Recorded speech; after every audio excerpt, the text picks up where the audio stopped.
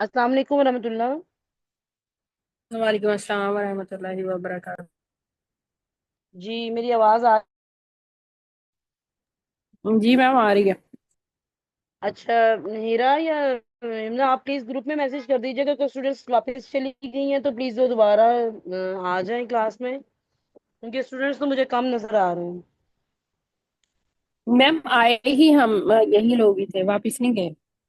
अच्छा, आए ही इतने दिन। चलें अल्हम्दुलिल्लाह, हम शुरू करते हैं।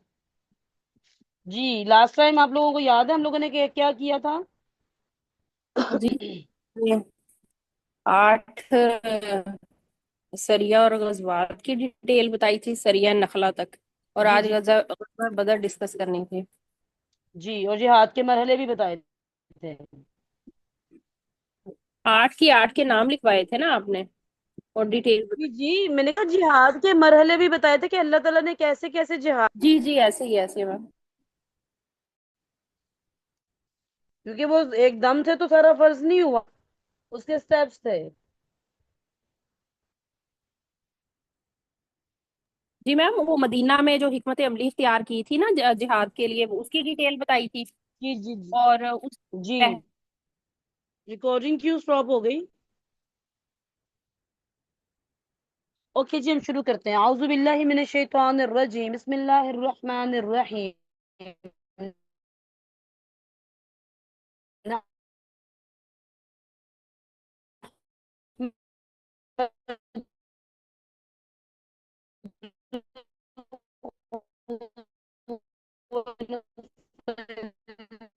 मात भेजी गई गज़वे बदर से पहले, उन पर भी हमने बात की। आज मैं आपको एक बार फिर जिहाद के मरहलों के बारे में बता दूं।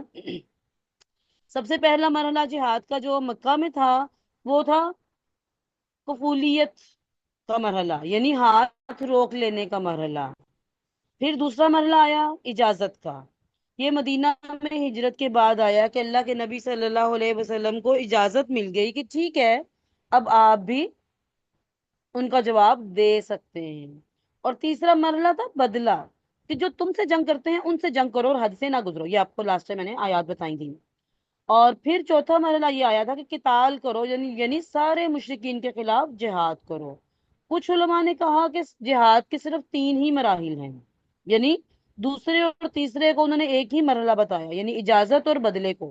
पहला मरहला कफूलियत का मरहला, यानी हाथ रोक लेने का मरहला जो मक्का में था। दूसरा इजाजत और बदला, यानी इजाजत का मरहला था दूसरा, और वो मदीना में आया। और इजाजत क्या मिली? कि तुम सिर्फ बदला ले सकते हो, जो तुमसे जंग करते हैं उनसे जंग कर सकते हो, और हद से ना गुजरो, वहां भी हद से गुजरने की इजाजत नहीं थी। और फिर चौथा या तीसरा मरहला किताल का आया कि सारे मुशरिकीन के खिलाफ जंग करो। तो आपको ये बताया था कि जिहाद जो है वो इबादत है, और इबादत अपनी मर्जी से नहीं की जाती। ये शरीयत के असूल और जवाबित की रोशनी में की जाती है, दलाइल की रोशनी में होती है। और जितने भी गजवात और सराया जो है वो गए थे, इन सब में मुहाजिरीन के दस्ते गए थे। ये भी बात काबिल गौर है, ये भी आपको बता दिया था। और फिर आपको ये बात सबसे अभी तक समझ आ जानी चाहिए थी कि इजाजत जब मिल गई जिहाद की, तो उसका मतलब है कि अब हम मुसलमानों ने ताकत का इस्तेमाल करना था। तो क्या चीज हमने सीखी थी? कि अगर ईमान और तकवा मौजूद ना हो तो फिर ताकत के इस्तेमाल से, ताकत के इजहार से हमेशा गलत नताइज बरामद होते हैं। इसीलिए कुरान मजीद में तकवा का खुसूसी जिक्र मिलता है, जहाँ दो तरह के अहकामात होते हैं। एक, अहकामात खवातीन से मुतल्लिका अहकामात जहाँ भी आते हैं कुरान मजीद में, वहां अल्लाह ताला तकवा की बात बहुत ज्यादा करते हैं। या फिर जंग और किताल और जिहाद की बात जहाँ आती है, तो वहां भी अल्लाह ताला तकवा की बात करते हैं। क्योंकि अगर जिहाद करना है तो शरीयत के हुदूद के अंदर रहकर करना है। सूरह बकरा की आयत नंबर 190 से 193 तक आप पढ़ के देखें। अल्लाह ताला ने यही कहा कि अल्लाह ताला हद से गुजरने वालों को पसंद नहीं करता, क्योंकि जो हद से तजावुज करता है वो तो फिर दहशतगर्द बन जाता है। और शरीयत के तो असूल जवाबित हैं। देखें, एक असूल याद रखें, अगर तकवा नहीं है और ताकत है, यानी तकवा नहीं है और ताकत है, तो नतीजा जुल्म है। और ताकत है और तकवा भी है, तो नतीजा इंसाफ है। ये कुलिया आप याद रखें। اور آپ دیکھ لیں جب بھی طاقت آئی کسی انسان میں، کیونکہ خلق کے اعتبار سے شیطان انسان کی رگوں میں دوڑتا ہے، تو جب بھی اس کے پاس طاقت آتی ہے نا تو ظلم اس سے ہو ہی جاتا ہے، لیکن بری نہیں ہے نا انسان، تو اسے تقوی سے دبانا ضروری ہے۔ کافر اسی لیے فساد برپا کرتے ہیں طاقت آنے کے بعد، جتنا مرضی پڑھا لکھا انسان ہو۔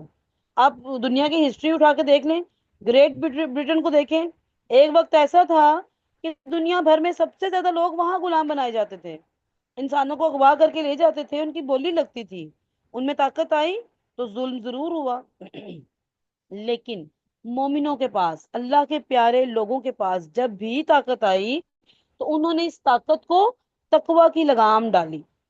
آپ تاریخ دیکھ لیں، امن کا نور، ایمان کا نور، تقوی کا نور نظر آتا ہے، پوری جگہ روشن نظر آتی ہے ہمیں، مسلم ہسٹری روشن ہے، ہر طرف سے خیر ہی خیر ہو جاتا ہے، کیونکہ لوگوں کی زندگی بدل جاتی ہے، کیونکہ وہ لوگوں کی زندگی اور آخرت دونوں کو بہتر کرنے کے لیے اقدامات کرتے ہیں۔ اور اور مسلمان امت پہ زوال کب آیا؟ جب تقوی میں کمی ہوئی، ایمان میں کمی ہوئی، عمل میں کمی ہوئی، پھر صرف جذبات رہ گئے، تو پھر زوال تو آنا ہی تھا۔ اور تقوی کی بنیاد یاد رکھیں، تقوی کی بنیاد علم ہے، اگر علم نہیں ہے نا تو پھر تقوی بھی نہیں ہے۔ جس ذات کو ہم جانتے نہیں تو اس سے ڈریں گے کیسے؟ اور جتنا زیادہ علم ہوگا اتنا ہی زیادہ اللہ رب العزت کا تقوی ہوگا، یہ قرآن پاک کی آیت کا مفہوم ہے۔ تو 193 آیت تک اللہ تعالیٰ نے یہ فیصلہ سنا دیا کہ جہاد جو ہے وہ قیامت تک جاری رہے گا، یعنی جب تک کفر اور شرک موجود ہے تو قتال بھی ہوتا رہے گا، لیکن کس کے لیے؟ کیا صرف زمین کا خطہ لینے کے لیے؟ نہیں، اللہ کے دین کی سربلندی کے لیے۔ اور دوسرا راستہ کیا ہے کافروں کے پاس؟ کہ وہ جزیہ دیں اور سر جھکا کر اپنے باطل دین پر عمل کرتے رہیں، لیکن اسلام کے سامنے کسی کا سر نہیں اٹھے گا، کیونکہ اسلام غلبے کا دین ہے، عزت ہے تو صرف اسلام کی ہے، غلبہ ہے تو صرف توحید کا ہے۔ اور یہ ظالم کافر مشرک نہ اسلام قبول کرتے ہیں، نہ جزیہ دیتے ہیں، اور مسلمانوں سے جنگ کرتے ہیں، تو پھر ان سے قتال کیا جائے گا۔ اب جہاد کا فلسفہ سمجھ آ گیا آپ کو کہ جہاد کا فلسفہ کیا ہے اسلامک ہسٹری میں، اسلامی شریعت میں؟ جب وہ اسلام بھی قبول نہیں کرتے، جزیہ بھی نہیں دیتے، اور پھر مسلمانوں سے جنگ بھی کرتے ہیں، تو پھر قتال کیا جائے گا، پھر تلوار اٹھائی جائے گی، لیکن اسے بھی اللہ تعالیٰ نے شریعت نے بہت سی چیزوں کے ساتھ مشروط کیا ہے۔ یہ نہیں کہ ہر بندہ تلوار اٹھا لے گا اور ہر مشرک کو کافر جو ہمیں نظر آئے گا اس کا سر قلم کر دیں گے، ایسے نہیں ہے۔ تو اس بات سے ہمیں میسج کیا ملا؟ کہ اللہ کا فضل ہوا کہ اللہ رب العزت نے جہاد کی ایک نئی عبادت کی اجازت دے دی، کیونکہ عبادت کو مشروع کرنا صرف اور صرف اللہ رب العزت کا حق ہے۔ اللہ تعالیٰ کا کرم ہے کہ اس نے اس عظیم عبادت کی نعمت سے نوازا مسلمانوں کو، اگرچہ اس میں جان جانے کی بھی آزمائش ہے، تو اگر اللہ کی دی ہوئی جان اسی کی عبادت میں چلی گئی تو کسی مومن کے لیے اس سے بڑا کیا شرف ہو سکتا ہے؟ دوسرا، ان جنگوں سے یہ بھی فائدہ ہوا کہ مشرکین مکہ پر کڑی نظر رکھی جانے لگی، ان کی تجارتی شاہراہ پر ان کا پیچھا کیا جانے لگا۔ تیسرا یہ فائدہ ہوا، یہ پیغام ملتا ہے کہ راستے میں جتنے قبائل تھے ان سے صلح کے معاہدے ہوئے مسلمانوں کے۔ چوتھا میسج یہ ملتا ہے کہ مشرکین عرب، یہود و نصارہ اور اعرابیوں کو، یعنی سب دشمنوں کو یہ بتانا تھا کہ اب مسلمان طاقتور ہیں، جنہوں نے بھی مسلمانوں کے مقابلے میں آنا ہے تو اب ذرا سوچ سمجھ کر آئیں، یعنی اپنے ارد گرد کی سراؤنڈنگز میں بھی اپنی ایک سپیس جو ہے وہ مسلمانوں نے بنانی تھی۔ پانچواں میسج یہ ملتا ہے کہ قریش کو بھی سبق سکھانا تھا، انہیں ڈرانا تھا، اور ان کے تکبر اور گھمنڈ کو ختم کرنا تھا، اور ان کی معیشت پر حملہ کرنا ان کی کمر توڑنے کے مترادف تھا۔ یہ چھٹا میسج ہے۔ نمبر 7، یہ بھی ممکن تھا کہ اس سے مشرکین صلح پر آمادہ ہو جائیں اور اپنی غلطیوں پر انہیں پچھتاوا ہو، کیونکہ ان کا عزم تو یہی تھا نا کہ وہ تو مدینے جا کر مسلمانوں کا خاتمہ کریں گے، تو مسلمان چاہتے تھے کہ ان کا یہ عزم وہیں پہ ختم ہو جائے، وہ دھمکیاں دے رہے تھے مسلسل 1 سال سے، تو مسلمان اس کو وہیں پہ ختم کرنا چاہ رہے تھے۔ پھر آٹھواں میسج یہ ملتا ہے کہ جو بھی دین حق میں رکاوٹ پیدا کرنے کا سوچتا ہے وہ اب اپنی سوچ پر نظر ثانی کرنے پر مجبور ہو جائے گا۔ نمبر 9، مشرکین عرب جن مسلمانوں کو مکہ میں تکالیف دے رہے تھے، ظلم و ستم ڈھا رہے تھے، تو وہ ان سب حرکتوں سے باز آ جائے۔ کیونکہ مکہ میں بھی کچھ مسلمان تھے نا، اور مشرکین مکہ ان کو بھی تنگ کرتے تھے، تو ان چیزوں سے وہ مسلمان بھی محفوظ ہو سکتے تھے۔ 10واں میسج یہ تھا کہ پورے جزیرہ عرب میں اللہ تعالیٰ کا پیغام، کلمہ توحید کا پیغام پہنچانے میں آسانی ہو جائے گی، اور عام لوگوں تک بھی یہ میسج چلا جائے گا۔ عام لوگ بھی یہ محسوس کریں گے کہ اب وہ اپنا دین چننے میں آزاد ہیں۔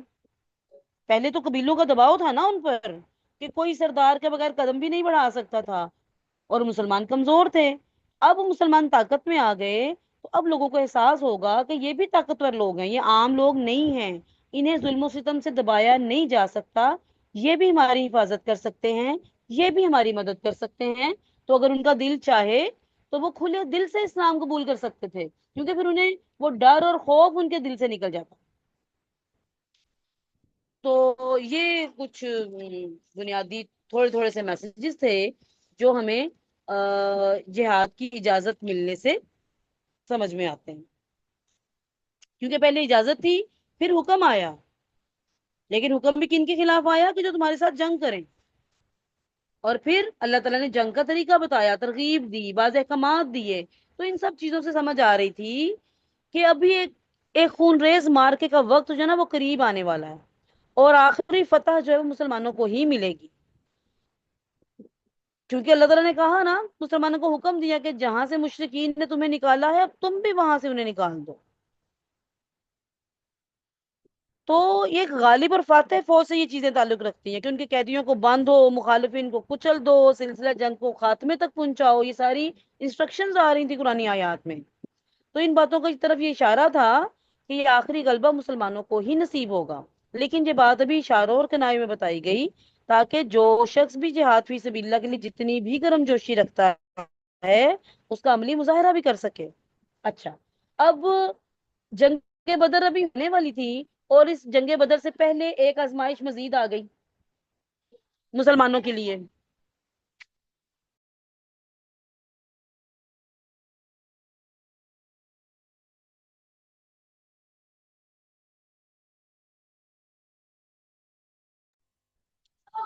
تو وہ پہلی آزمائش جو تھی، یہ جو اب جنگ بدر سے پہلے جو آزمائش آنے والی تھی وہ کیا تھی؟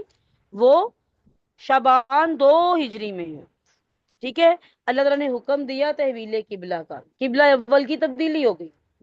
اب یہ تمام لوگوں کے لیے آزمائش تھی، اور یہ بہت بڑی آزمائش تھی کہ اللہ تعالیٰ نے حکم دے دیا کہ بیت المقدس کی بجائے خانہ کعبہ کو کعبہ بنایا جائے، خانہ کعبہ کو قبلہ بنایا جائے، نماز میں ہی اسی کی طرف رخ پھیرا جائے۔ تو اب فائدہ کیا ہوا کہ جو کمزور اور منافق یہود جو مسلمانوں کی صف میں اضطراب و انتشار پھیلا رہے تھے، وہ بھی کھل کر سامنے آ گئے، اور مسلمانوں سے علیحدہ ہو کر اپنی اصل حالت پر واپس چلے گئے۔ اور اس طرح مسلمانوں کی صفیں جو ہیں وہ بہت سے غداروں اور خیانت کوشوں سے پاک ہو گئی۔ اور تحویل قبلہ میں ایک یہ لطیف اشارہ بھی تھا کہ اب ایک نیا دور شروع ہو رہا ہے جو اس قبلے پر مسلمانوں کے قبضے سے پہلے ختم نہیں ہوگا۔ کیونکہ یہ بڑی عجیب بات لگتی ہے نا کہ کسی قوم کا قبلہ اس کے دشمنوں کے قبضے میں ہو، اور اگر ہے تو پھر ضروری ہے کہ کسی نہ کسی نے اسے آزاد کرایا جائے۔ تو مسلمان ان چیزوں سے، ان اشاروں سے بڑے خوش بھی تھے اندر سے، اور ان کے دلوں میں جو جہاد فی سبیل اللہ کے جذبات جو ہیں وہ بہت بڑھ بھی گئے تھے۔ اچھا، اب یہ تحویل قبلہ میں مہاجرین کی کیا آزمائش تھی، انصار کی کیا آزمائش تھی، اور یہود کی کیا آزمائش تھی؟ اندازہ ہے کسی کو مہاجرین کی آزمائش کیا تھی؟ مہاجرین مکہ میں جب نماز پڑھتے تھے تو وہاں پر قبلتین کی طرف رخ ہو جاتا تھا، کیونکہ رسول اکرم صلی اللہ علیہ وسلم عموماً کس طرف رکن یمانی والی سائڈ پہ نماز پڑھا کرتے تھے، اور وہاں پہ بیت المقدس کی طرف بھی رخ ہو جاتا تھا، اور خانہ کعبہ کی طرف تو ہوتا ہی تھا۔ تو اب جب 13-14 سال مسلمانوں نے، مہاجرین نے وہاں اس طرف قبلہ خانہ کعبہ کی طرف نمازیں پڑھی تھیں، اب یہاں اگر 17 مہینے انہوں نے بیت المقدس کی طرف منہ کر کے نماز پڑھی تھی، تو مسلمانوں کے مہاجرین کے لیے بڑی آزمائش تھی کہ ان کی محبتیں، ان کی ساری دل کی چیزیں تو بیت المقدس خانہ کعبہ کے ساتھ تھیں، لیکن ان کی ٹریننگ 13 سال اتنی اچھی ٹریننگ ہوئی تھی کہ وہ اپنے دل کی خواہشوں کو نہیں دیکھتے تھے، وہ سچے مسلم تھے، وہ اللہ کے حکم کے آگے سر ڈالنا جانتے تھے، انہوں نے ایک بار بھی کوشچن نہیں کیا، ایک بار بھی نہیں کہا کہ ہم نے تو خانہ کعبہ کی طرف منہ کر کے نماز پڑھنی ہے، ہم تو وہیں سے پڑھتے آئے ہیں، اب ہم بیت المقدس کی طرف کیوں پڑھیں؟ اچھا، انصار کی آزمائش کیا تھی؟ تحویل، اور پھر تحویل قبلہ ہو گئی تو یہ مہاجرین بڑے خوش ہو گئے، دلوں کو تسلی ہو گئی کہ ہاں ہمیں واپس اپنا وہ پہلے والا قبلہ مل گیا۔ اچھا، انصار کی آزمائش کیا تھی؟ کہ یہ 16-17 مہینے تو وہ جو ہیں وہ بیت المقدس کی طرف رخ کر کے نماز پڑھے تو یہ بالکل نو مسلم تھے، ان کا ایمان ابھی چند مہینے پرانا تھا، اور اللہ یعنی حکم آ گیا تو انہوں نے بھی چوں چرا نہیں کی، فوراً فوراً رخ پھیر لیا اور ایک بھی سوال نہیں کیا۔ تو یہ ان کے بھی ایمان کی پختگی کا ٹیسٹ ہو گیا، کیونکہ اللہ تعالیٰ نے قرآن مجید میں بتایا سورہ بقرہ میں کہ یہ آپ یہ ایمان والوں کا ٹیسٹ تھا۔ اچھا، یہود کی آزمائش کیسے تھی؟ یہود کی آزمائش ایسے تھی کہ وہ یہ سمجھتے تھے کہ چلو مسلمان اب مدینہ میں آئے ہیں، آج انہوں نے ہمارا قبلہ اختیار کیا ہے تو کل کو ہمارے دین پر بھی آ جائیں گے۔ اب جب 17 مہینوں کے بعد مسلمانوں کا قبلہ چینج ہو گیا تو یہ ان کے لیے وارننگ تھی کہ اب وہ قبلہ چینج ہو گیا تو مسلمان کبھی بھی تمہارے دین پر نہیں آئیں گے، انہی کا دین حق دین ہے، تمہیں اگر حق دین کی طرف آنا ہے تو تمہیں بدلنا پڑے گا۔ تو یہ بہت بڑی آزمائش تھی۔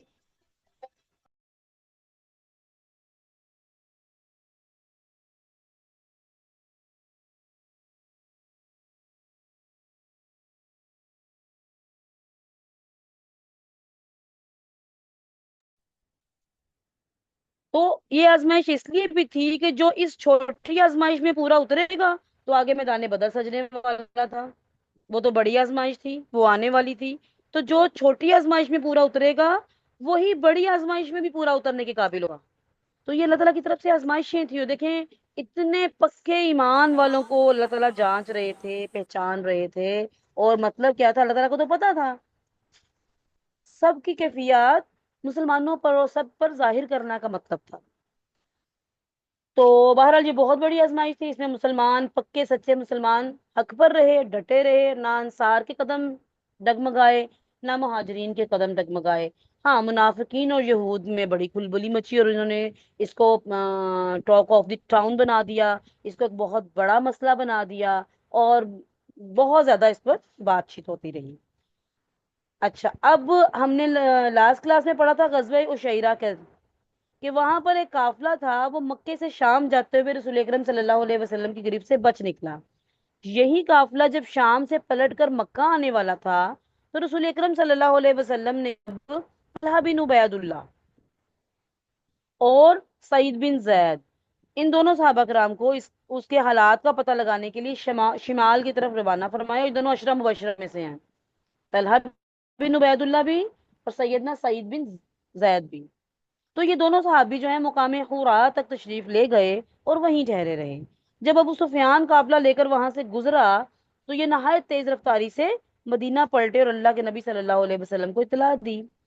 اور اس قافلے میں اہل مکہ کی بڑی دولت تھی، یعنی اس میں 1000 اونٹ تھے جس پر کم از کم 50,000 دینار، یعنی تقریباً 250 کلو سونا، 262 کلو کے حساب سے 250 کلو سونے کی مالیت کا ساز و سامان اس پر تھا، حالانکہ اس کی حفاظت کے لیے صرف 40 آدمی تھے۔ 1000 اونٹ تھے، 250 کلو سونے کا تقریباً اس پہ سامان، حفاظت کے لیے صرف 40 آدمی تھے، کیوں؟ کیونکہ یعنی اتنی مالیت کا قافلہ اور اتنے کم محافظ، کیونکہ قریش کے معاملے میں تو کوئی ہاتھ ہی نہیں بڑھاتا تھا، مکے سے شام تک، مکے سے یمن تک ان کے قریش کے قافلے تو محفوظ ہوتے تھے، ٹھیک ہے، خطرہ تو انہیں اس بار صرف مدینہ والوں سے تھا۔ تو اہل مدینہ کے لیے یہ بڑا گولڈن چانس تھا کہ وہ ان کو پکڑ لیں، اور مکہ والوں کے لیے اس مال سے، اتنے بڑے مال سے محرومی ان کے لیے تو بہت بڑی چوٹ کا سامان رکھتی تھی۔ تو اس لیے رسول اللہ صلی اللہ علیہ وسلم نے مسلمانوں کے اندر اعلان کیا کہ یہ قریش کا قافلہ مال و دولت لیے چلا آ رہا ہے، اس کے لیے نکل پڑو، ہو سکتا ہے اللہ تعالیٰ اسے بطور غنیمت تمہارے حوالے کر دے۔ لیکن آپ روانگی پر اصرار نہیں کیا، روانگی ضروری قرار نہیں دی گی، لوگوں کی رغبت پر چھوڑ دیا، کیونکہ اس اعلان کے وقت یہ توقع ہی نہیں تھی کہ اس قافلے کی بجائے लश्कर कुरैश के साथ मैदान बदर में पुरजोर टक्कर हो जाएगी। और यही वजह थी कि बहुत से सहाबा कराम मदीना में ही रह गए। उनका ख्याल था कि जिस तरह आप आम फौजी मुहिमात के सिलसिले में साल हो गया निकल रहे हैं, तो इसी तरह ये भी कोई वैसी ही मुहिम है, तो हमसे तो कोई बास पुर्स नहीं की जाएगी। ना फर्ज था, ना अल्लाह के नबी सल्लल्लाहु अलैहि वसल्लम ने फर्ज किया था।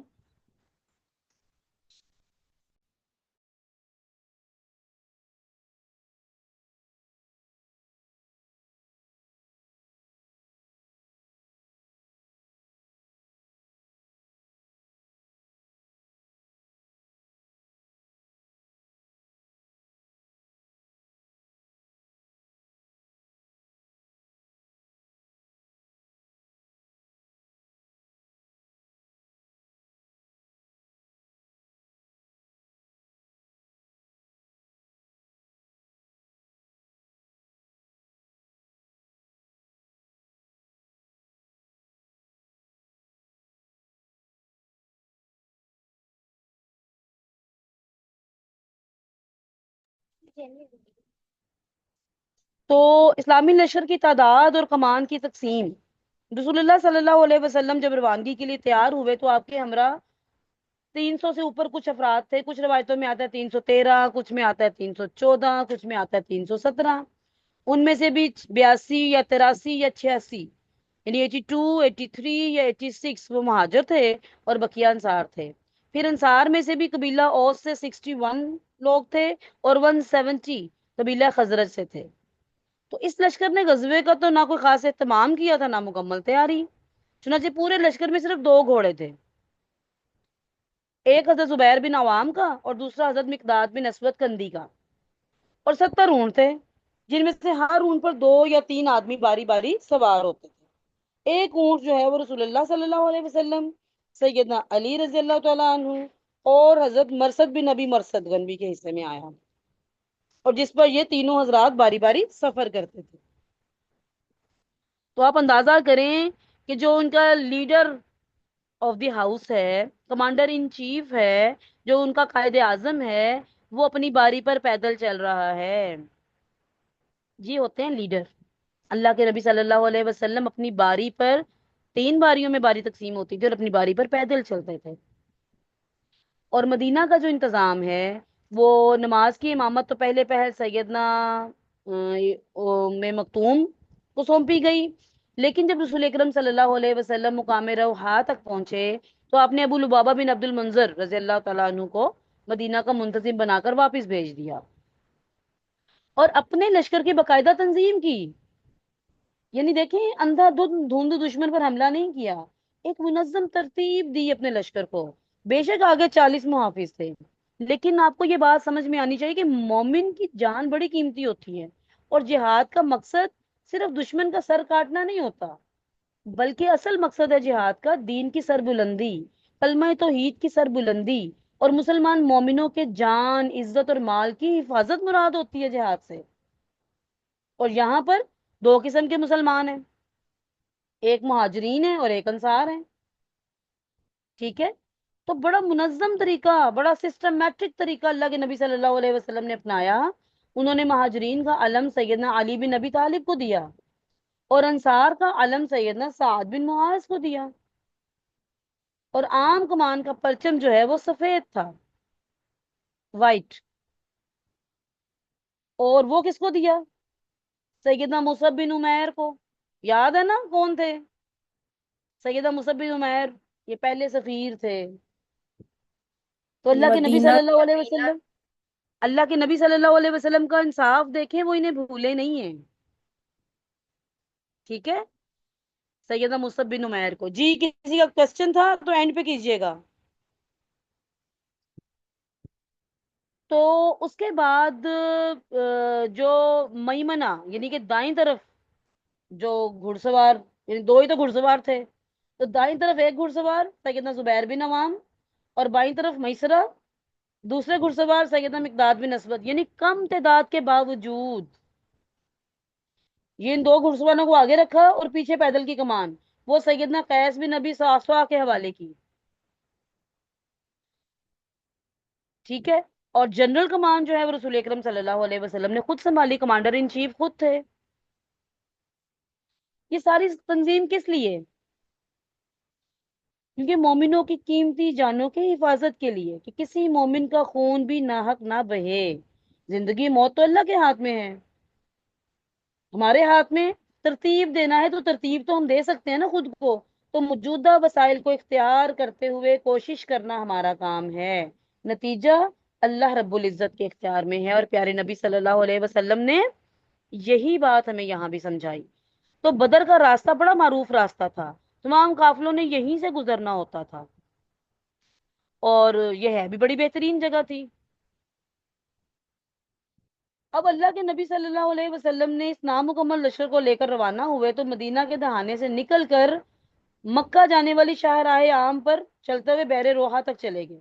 وہاں سے آگے بڑھے تو مکے کا راستہ بائیں جانب چھوڑ دیا اور نازیہ کے مقام پر پہنچے، اور وادی رحقان پار کی تو درہ سفرا سے گزرے، پھر وہاں سے اتر کر وادی سفرا کے قریب پہنچے، اور وہاں سے قبیلہ جوہینہ کے دو آدمیوں یعنی بسیس بن عمر اور عدی بن ابی ازغبا اس کو قافلے کے حالات کا پتہ لگانے کے لیے بدر روانہ کیا۔ ٹھیک ہے، اچھا اب دوسری طرف قافلے کی صورتحال یہ تھی کہ ابو سفیان جو اس کا نگہبان تھا وہ بڑا محتاط تھا، اور ابو سفیان بڑا زیرک اور ذہین انسان تھے۔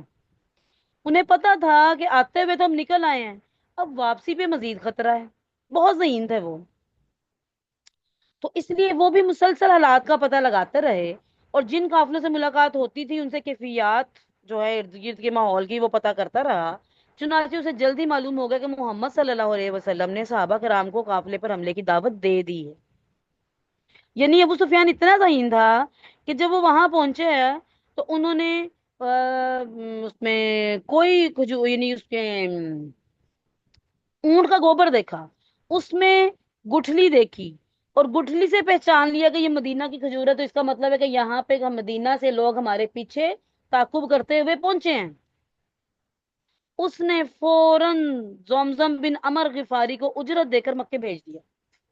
اور یہ زمزم بن عمر غفاری جو ہے، یہ اس وقت کے زمانے میں اعلان میں پروفیشنل تھے، یعنی اسپیشلسٹ تھے اپنے کام میں، کہ چیزوں کا اعلان کرنے کے لیے لوگ انہی کو ہائر کیا کرتے تھے۔ اس وقت میڈیا تو نہیں تھا نا، ٹیلی فون تو نہیں تھے، میڈیا پہ تو وہ بریکنگ نیوز کے وہ بار بار ٹھا ٹھا کر کے تو نیوز نہیں آتی تھی، تو یہ لیکن چینلز تو تھے، نیٹ ورکنگ تو تھی۔ تو انہوں نے اس کو اجرت دے کر مکے بھیجا کہ وہاں جا کر قافلے کی حفاظت کے لیے کچھ قریش میں عام اعلان کر دو۔ اب زمزم بڑی تیز رفتاری سے مکہ آیا، اور عرب دستور کے مطابق اس نے اپنے اونٹ کی ناک چپڑی، کجاوا الٹا، اپنا کرتا پھاڑا، اور اسی اونٹ کے اوپر کھڑے ہو کر آواز لگا دی بڑا پٹافٹ، یعنی کہ سب لوگ اس کی طرف متوجہ ہو گئے۔ کیا جماعت قریش، قافلہ قافلہ تمہارا جو مال ابو سفیان کے ہمراہ ہے، اس پر محمد اور اس کے ساتھی دھاوا بولنے جا رہے ہیں، مجھے یقین نہیں کہ تم اسے پا سکو گے، تو لہذا ان کی مدد کرو۔ اب جنگ کے لیے اہل مکہ کی تیاری کو سن لیں، اب ہر طرف سے لوگ دوڑ پڑے، کہنے لگے کہ محمد اور اس کے ساتھیوں نے ہمیں کیا سمجھا ہوا ہے، وہ بھی وہ شیرا والے قافلے کی طرح سمجھا ہمیں پہلے، تو اب تو ہم ان کو چھوڑیں گے نہیں۔ تو مکے میں حالت یہ تھی کہ وہاں پر دو ہی طرح کے لوگ تھے، یا تو ہر آدمی خود جنگ کے لیے نکل رہا تھا، یا اپنی جگہ پہ کسی نہ کسی کو بھیج رہا تھا، یعنی سبھی نکل پڑے نا، سمجھ یہ آئی۔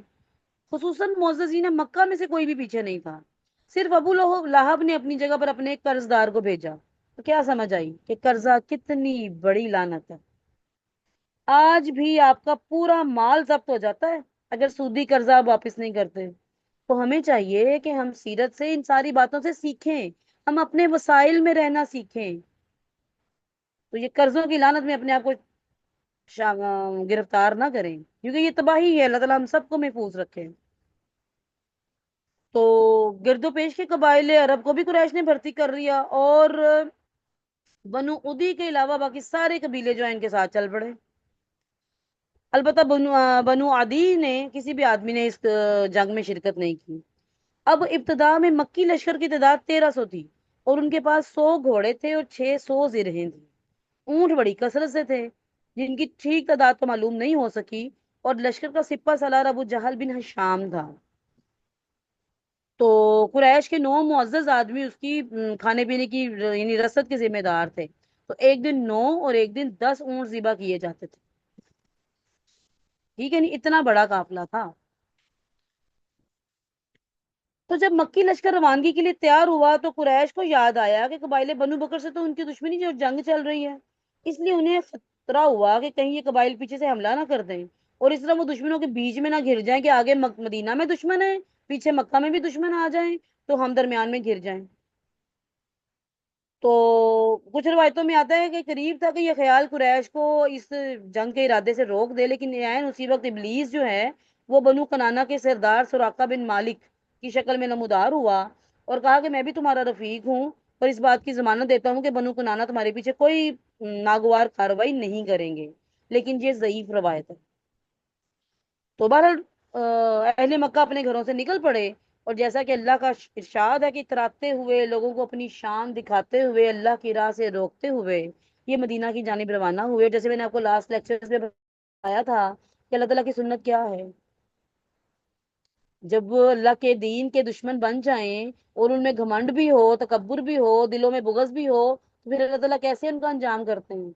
अल्लाह ताला फिर उनको पूरी शान की तैयारी से अपने घरों से निकालते हैं, तो ला के मैदान जंग में खुद वो अपने गर्क होते हैं, तबाह बर्बाद होते हैं। तो रसूलुल्लाह सल्लल्लाहु अलैहि वसल्लम का इरशाद है कि अपनी धार और हथियार लेकर अल्लाह से खार खाते हुए, उसके रसूल से खार खाते हुए, जोश इंतकाम से चूर और जज्बा हमीयत और गजब से मखमूर, और अल्लाह के आपके सहाबा ने अहले मक्का के काफिलों पर आंख उठाने की जरूरत कैसे की, ये सोचकर वो आ रहे थे। बहरहाल नहायत तेज रफ्तारी से शमाल के रुख पर बदर की जानिब वो चले जा रहे थे कि जब वो जोहबा पहुंचे तो अबू सुफियान के एक नया पैगाम मसूल हुआ। उसमें उन्होंने कहा कि आप लोग अपने काफिले और अपने आदमी और अपने माल की हिफाजत की गर्ज से निकले हैं, और चूंकि अल्लाह ने इन सबको बचा लिया लिहाजा वापिस चले जाएं। अबू सुफियान के बच निकलने की तफसील ये थी कि वो शाम से का जो है वो अपने कारवाने की शाहराह पे चला आ रहा था, लेकिन मुसलसल चौकन्ना था। उसने अपना सारा जो इंटेलिजेंस का सिस्टम है वो भी और स्पीड उसकी तेज कर दी थी। और जब वो बदर के करीब पहुंचा तो काफिले खुद से आकर उन्होंने मजदी बिन अमर से मुलाकात की और मदीना के लश्कर के बारे में दरियाफ्त किया। मजदी ने कहा, मैंने कोई खिलाफे मामूल आदमी तो नहीं देखा, अलबत्ता दो सवार देखे हैं। उन्होंने टीले के करीब अपने जानवर बिठाए हुए हैं और मशकीजे में पानी भरकर चले गए हैं। अबू सुफियान लपक कर वहां पहुंचा, ऊंट की मेंगनियां उठाकर उसने तोड़ी तो उसमें खजूर की गुठली बरामद हुई। अबू सुफियान ने कहा, अल्लाह की कसम, ये तो यसरब का चारा है। उसके बाद वो तेजी से काफिले की तरफ पलटा और मगरिब की तरफ रुख मोड़कर उसने रुख साहिल की तरफ कर दिया। और ये जो बदर से गुजरने वाली अपनी शाहराह थी, जो उनकी आम गुजरगाह थी कारवां तो काफिलों की, वो उसने छोड़ दी और मदनी लश्कर के कब्जे से अपनी जान को बचा के वो मक्की लश्कर को अपने बचने की इतला भी देकर वापस मक्का की तरफ रवाना हो गया। और ये जो मक्का का लश्कर आया था जंग करने के लिए, अपने काफिले को बचाने के लिए, इन्हें जोफा के मुकाम पर ये मैसेज मसूल भी हो गया अबू सुफियान का कि हम तो बच के निकल आए, तुम भी वापस आ जाओ। अब ये पैगाम सुनकर मक्की लश्कर ने चाहा कि वो वापस चला जाए, लेकिन कुरैश का जो तागूत था अबू जहल, वो खड़ा हो गया। वो बड़े किब्रो गरूर से बोला, अल्लाह की कसम, हम तो वापस नहीं होंगे, यहाँ तक कि बदर जाकर वहां 3 दिन क़याम करेंगे और इस दौरान ऊँट ज़िबा करेंगे, लोगों को खाना खिलाएंगे, शराब पिलाएंगे, लोंडियां हमारे लिए गाने गाएंगी, और सारा अरब जो है ना वो हमारे सफर और इज्तिमा का हाल सुनेगा, और इस तरह हमेशा के लिए सब पर हमारी धाक बैठ जाएगी। लेकिन अखनस बिन शुरैक ने यही मशवरा दिया कि वापस चले चलो, लेकिन इन लोगों ने बात नहीं मानी, और वो जो अखनस बिन शुरैक था वो बनु जोहरा के साथ लोगों को साथ देकर वापस चला गया। तो बनु जोहरा की तो कुल तादाद जो है वो कोई 300 थी। उनका कोई भी आदमी जंगे बदर में हाजिर नहीं हुआ। तो वो लोग बाद में भी इस बात पर बड़ा खुश रहे।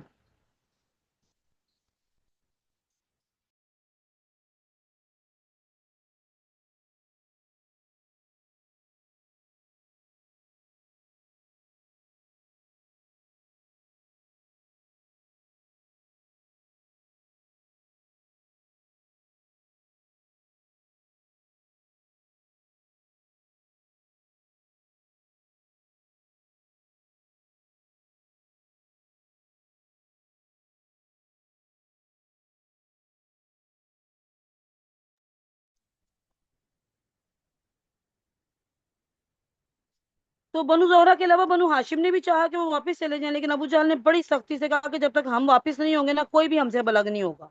बहरहाल उन्होंने अपना सफर जारी रखा। اب ان کی تعداد 1000 ہو گئی اور ان کا رخ بدر کی طرف تھا۔ بدر کے قریب پہنچ کر انہوں نے ایک ٹیلے کے پیچھے پڑاؤ ڈالا، اور یہ ٹیلا وادی بدر کے حدود پر ویسٹ کی جانب تھا، ساؤتھ کی جنوب کی دہانے پر واقع تھا۔ ادھر رسول اللہ صلی اللہ علیہ وسلم کو بھی اطلاع مل گئی، بھی اب راستے میں ہی تھے کہ قافلہ اور لشکر دونوں کے متعلق اطلاعات مل گئی، لیکن آپ نے ان اطلاعات کی گہرائی سے جائزہ لینے کے بعد یقین کر لیا کہ اب ایک خون ریز ٹکراؤ کا وقت آ گیا ہے، اب ایک ایسا اقدام ناگزیر ہے کہ جو اب آپ کو ایک بہادری اپنی دکھانی پڑے گی، کیونکہ یہ بات تو قطعی تھی کہ مکی لشکر کو اس کے علاقے میں یوں ہی دندناتا پھرنے دیا جاتا تو اس سے قریش کی فوجی ساکھ کو بڑی قوت پہنچ جانی تھی اور ان کی سیاسی بالادستی ہو جانی تھی، اور مسلمانوں کی آواز دب کر پھر کمزور ہو جاتی۔ تو اس کے بعد اسلامی دعوت کو ایک، یعنی کہ کچھ بھی نہیں لوگ سمجھتے ہیں نا، اور اسلام کے خلاف جو ہے وہ شر پر تو لوگ پہلے ہی آمادہ تھے۔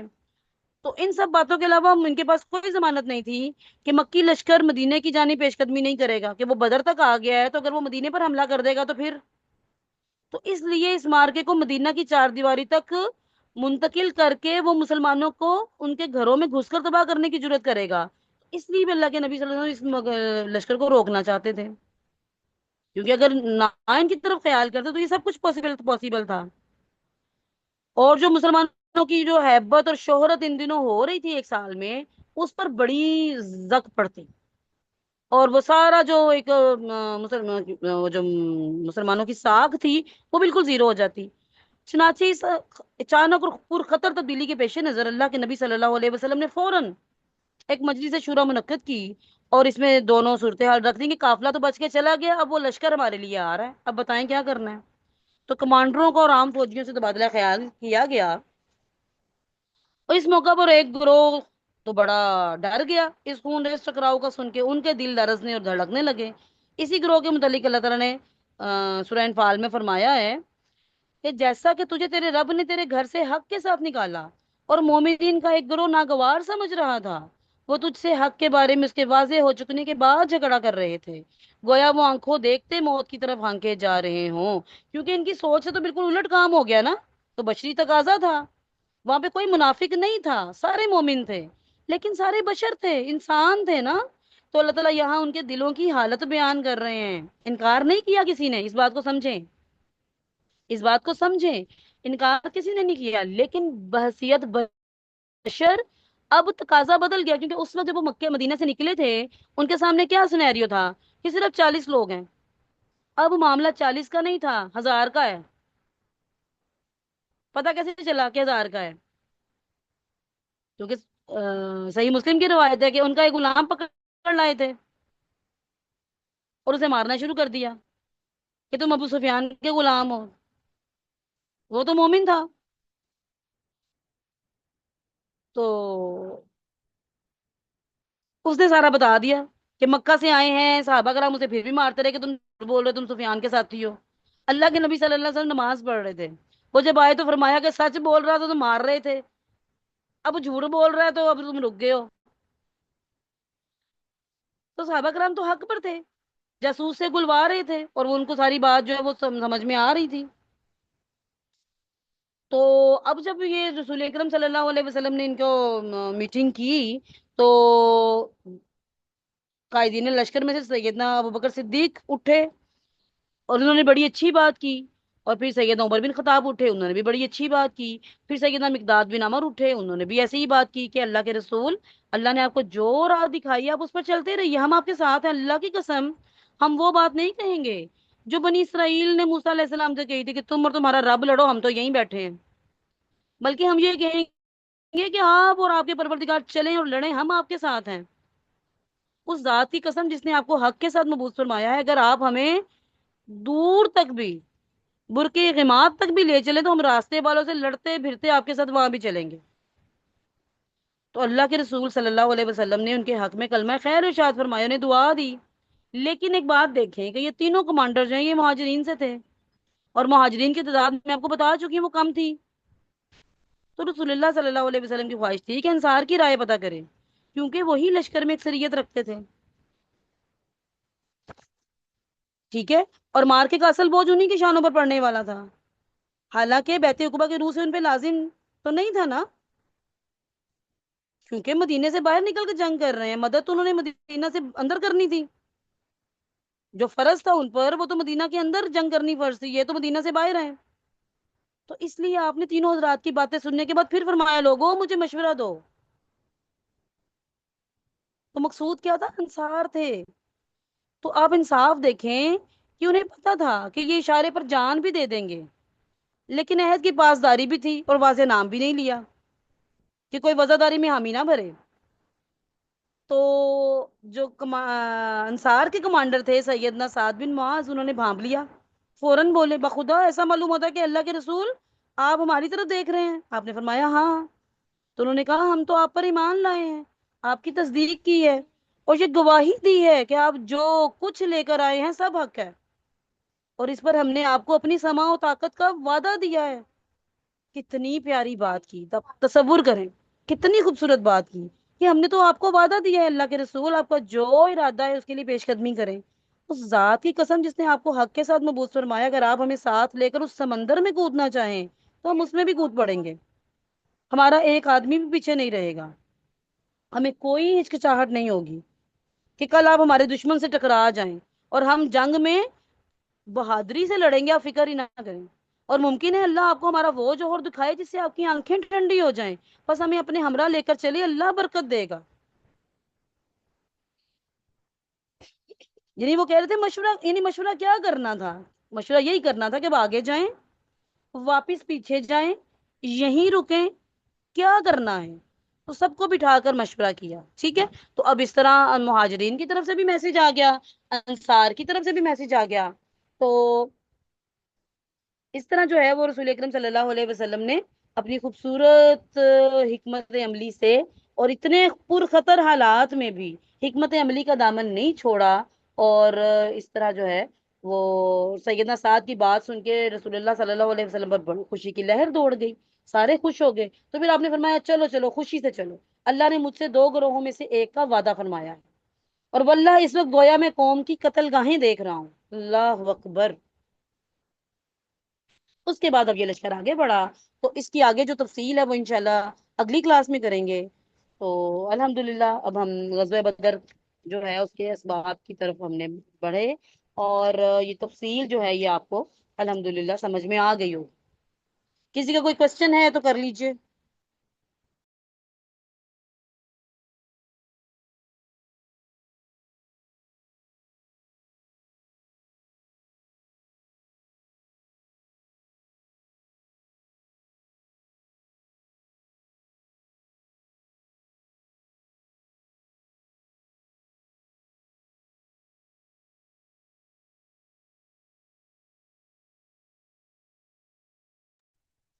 جی کسی کا کوئی کوشچن نہیں ہے؟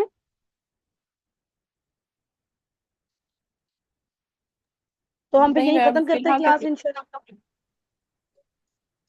اچھا میم میں نے پوچھنا تھا کہ یہ آپ جیسے ڈیٹیل ہمیں بتا رہی ہیں، جی جی اس کے لیے ہمیں رحیق المختوم آپ نے ریکمینڈ کی بک، جی جی اس کے علاوہ سلیبس کورس ہوا تھا تو ہمیں سیرت النبی کی ایک بک بھی جو شیخ ڈاکٹر عبد الغفار مدنی کی بک بھی ریکمینڈ کی گئی تھی، وہ بھی ہم نے منگوا لی تھی۔ جی جی اب کچھ آپ پوائنٹ، سیرت پر تو بہت ہاں زیادہ جی کتابیں لکھی گئی ہیں، آپ ماشاءاللہ اسٹوڈنٹ ہونے کا مطلب یہی ہوتا ہے کہ ٹیچر نے آپ کو صرف ایک گائیڈ لائن دینی ہوتی ہے، ایک لائن رستہ دکھانا ہوتا ہے، اس کے بعد اسٹوڈنٹس نے خود آگے چلنا ہوتا ہے کہ آپ چاہے 10 کتابیں پڑھیں، جی جی، نہیں ٹھیک ہے۔ میں یہ پوچھنا چاہتی ہوں کہ نہیں وہ ظاہر ہے میم ہاؤس وائفز ہیں تو اتنی بکس تو نہیں، جو آپ ریکمینڈ کرتی ہیں نا ایٹ لیسٹ وہ اسٹڈی کر لیتے ہیں، تو جو ٹاپک آپ چلے پڑھا رہی الحمدللہ ہوتی ہیں نا آپ یہ لیکچر بھی لے لیا کریں گے تو انشاءاللہ انشاءاللہ الحمدللہ آپ کے لیے کافی ہو جائے گا۔ ہو جائے گا، نہیں یہ تو آپ بالکل شارٹ کر کے نا اس کو بڑا ہی اچھا پریسائز مینر میں بتاتی ہیں، بہت سارے پوائنٹ آپ ادھر سے بھی لے لیتی ہیں، ادھر سے مجھے آئیڈیا ہو رہا ہوتا ہے کہ لیکچر آپ نے جو کہنا چاہیے مین کانسیپٹ آپ کلیئر کر دیتی ہیں، پوائنٹس کلیئر کر دیتی ہیں، جیسے آج ہم جہاں تک پہنچے ہیں کہ غزوہ بدر کی تیاری مکمل ہوئی اور آپ صلی اللہ علیہ وسلم نے جو قتل گاہیں پوائنٹ آؤٹ کی، وہاں تک ہم جیسے جیسے پہنچے ہیں گریجولی آپ نے بڑا ہی پریسائز مینر میں بتایا ہے۔ मुझे अब ये बताएं कि अब हमारा पेपर कैसे होगा और पेपर कब होगा, ये लेक्चर तो हमारे चल पेपर रहे हैं। आप लोगों का ऑब्जेक्टिव होता है। वो इंशाल्लाह जैसे पेपर से जी करीब आएंगे तो हम आपके ग्रुप में ना आपसे वैसे असाइनमेंट्स भी करवाया करेंगे, और पेपर की तरह पहले से आपको असाइनमेंट भी देंगे और तैयारी भी करवाएंगे आपकी इंशाल्लाह। पैटर्न अच्छा आपको अच्छा ठीक है। समझाएंगे। जस्ट जो क्योंकि है ये वो तो, अ, जी जी। जी वही बताया ना कि वो ही नहीं उसमें होता है, उसमें नहीं कुछ आपने लिखना कुछ भी नहीं होता। ऑब्जेक्टिव होगा। क्योंकि अभी तो ऑब्जेक्टिव होगा। कंसेप्चुअल के जैसे आप ग्रेजुअली लेके चली हैं, उसके कुछ पॉइंट रजिस्टर पे लिखे हैं कि लेक्चर में आज पढ़ाया क्या है, बस उतनी बात लिखनी थी ना, बाकी बंदा ये रेकल मखतूम से मैं शुरू जी पहले ये तो वाला स्टोरी, मकतब हाँ ये सारी जो गज़वे बदर की ये सारी रहीकुल मखतूम में तकरीबन लिखी हुई है। इससे पहले के मेरे जितने भी लेक्चर्स हुए हैं वो आपको रहीकुल मखतूम में नहीं मिलेंगे। हाँ नहीं मैम उनके अगर इसके आपको अंदर, पॉइंट्स बनाने होंगे तो आपको मेरा लेक्चर ही सुनना पड़ेगा, क्योंकि वो रहीकुल मखतूम में आपको नहीं मिलेंगे उस तरह जिस तरह मैंने जी जी लेक्चर्स मैम, आपको दिए हैं। जी जी मैंने आपको बताया था कि जो पॉइंट मैंने लिखे थे उसमें से काफी सारी डिटेल्स ऐसी थी जो वहां नहीं थी। मैं जी जी बस जी ये है कि हाँ जी, बस ये मैंने पूछना था कि ये जो आपके लेक्चर्स हैं बस इससे वो टेस्ट और पेपर हो जाएगा हमारा। जी जी जी इंशाल्लाह इंशाल्लाह आप रहीकुल मखतूम को भी देखें, मेरे लेक्चर्स को भी देखें, इंशाल्लाह आपका पेपर हो जाएगा। जी क्योंकि जी असल क्योंकि में मैम, बात वही है कि हमने पहले दिन भी यही बात की थी कि हमारा असल जो